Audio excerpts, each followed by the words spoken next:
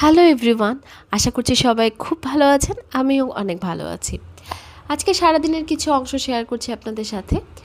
সকালে শুরুতেই আমি গাছগুলোকে একটু পানি দিয়ে নিয়েছিলাম। আমার বাসায় মূলত বারান্দা নেই, বাট আমার প্ল্যান্টিং খুবই ভালো লাগে। তো জানালাতে বা রুমের অন্যান্য জায়গায় যে ইনডোর প্ল্যান্টগুলো রেখে যতটুকু হয় অতটুকুই আছে।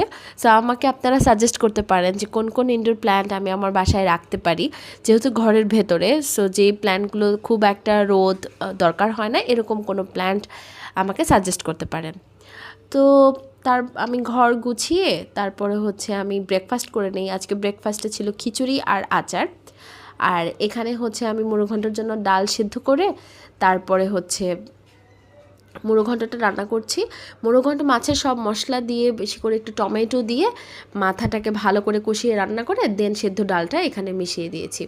মুড়োঘণ্টাটা খেতে অনেক মজা হয়, আর আমার হাতে মুড়োঘণ্টাও অনেক মজার। বাট মুড়োঘণ্টতে ধনেপাতাটা দিলে অনেক বেশি টেস্ট হয়, বাট আজকে আমার কাছে ধনেপাতা ছিল না, তাই জন্য আমি কাসুরি মেথি এখানে দিয়েছিলাম। তো মুড়োঘণ্টার সাথে আমি করেছিলাম হচ্ছে ফিশ ফ্রাই। মাছ ভাজার সাথে যে পেঁয়াজ দিয়ে যে বেরেস্তার মতো করা হয়, এটা খুবই মজা লাগে খেতে।